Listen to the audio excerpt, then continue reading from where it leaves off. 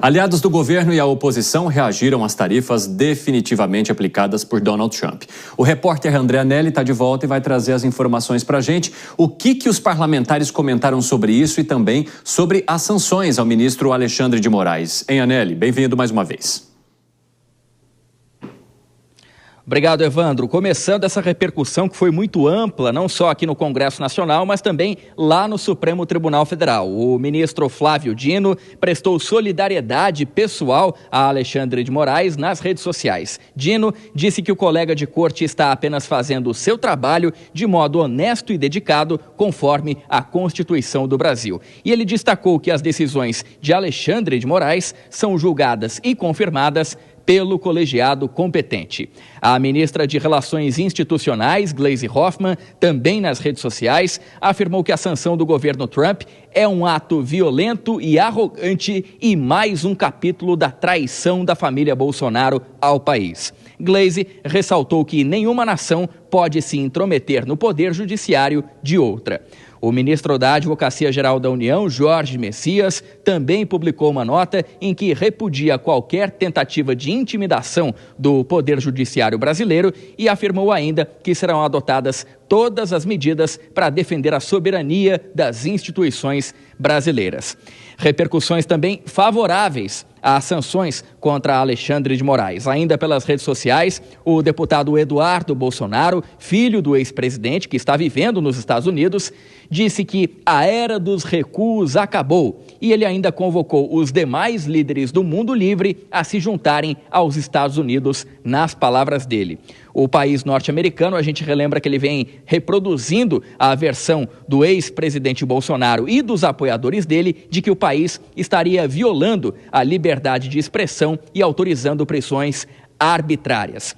Essas afirmações, elas acontecem no contexto da ação penal, a gente relembra também, do STF contra Bolsonaro por tentativa de golpe de Estado. E aqui no Congresso, Evandro, você que está assistindo aqui ao Jornal Jovem Pan, houve a manifestação agora há pouco do presidente da Câmara, Hugo Mota. Ele afirmou não apoiar nenhum tipo de sanção por parte de nações estrangeiras dirigida a membros de qualquer poder constituído da República. Segundo ele, isso vale para todos os parlamentares, membros do Executivo e ministros dos tribunais superiores. Por fim, Mota disse que a Câmara dos Deputados será sempre espaço de diálogo e equilíbrio na defesa da institucionalidade e do Brasil, sobretudo em tempos desafiadores. O líder do governo no Congresso, o senador Randolfo Rodrigues, disse que discordar é legítimo, divergir permitido, mas desobedecer, atacar ou desrespeitar o judiciário, jamais. Quem o faz, segundo ele, trai a pátria. Evandro. Anelli, quero saber também a reação do Supremo Tribunal Federal. Ela já veio?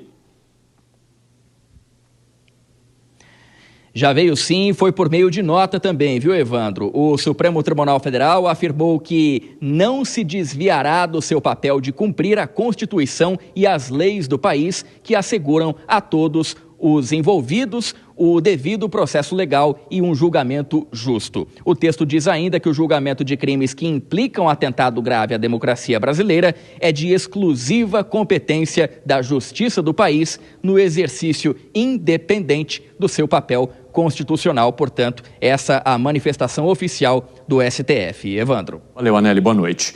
O ministro das Relações Exteriores, Mauro Vieira, também deu uma rápida declaração para os jornalistas após a reunião com o secretário de Estado dos Estados Unidos, Marco Rubio. O chanceler afirmou que os países estão abertos para negociar as tarifas impostas pelo governo norte-americano, mas que o judiciário brasileiro não se curvará às pressões externas. Vamos acompanhar. Enfatizei que é inaceitável e descabida a ingerência na soberania nacional no que diz respeito a decisões do Poder Judiciário do Brasil, inclusive a condução do processo judicial no qual é réu o ex-presidente Bolsonaro. Afirmei que o Poder Judiciário é independente no Brasil, tanto como aqui, e que não se curvará a pressões externas. Nesse sentido, o governo brasileiro se reserva o direito de responder às medidas adotadas pelos Estados Unidos.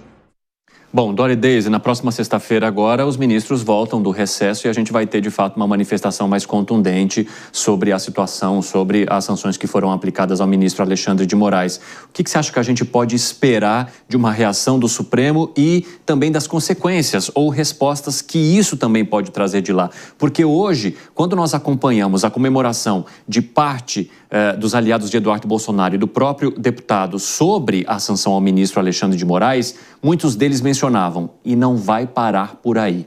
Deise.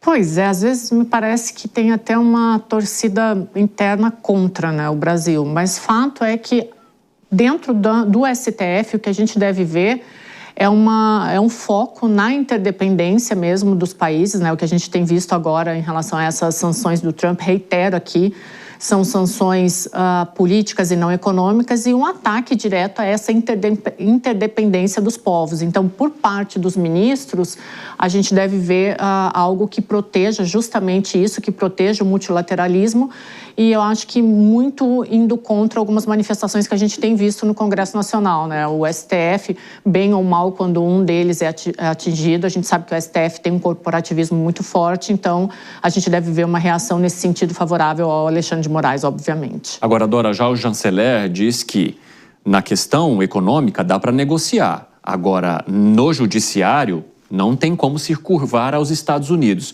Eu te pergunto, dá para fazer essa divisão? Dá para fazer essa separação e tratá-las de maneiras também divididas com as autoridades norte-americanas para resolvê-las? Do jeito que as coisas estão completamente insensatas e ilógicas, eu acho que fica difícil, né, fazer essa separação.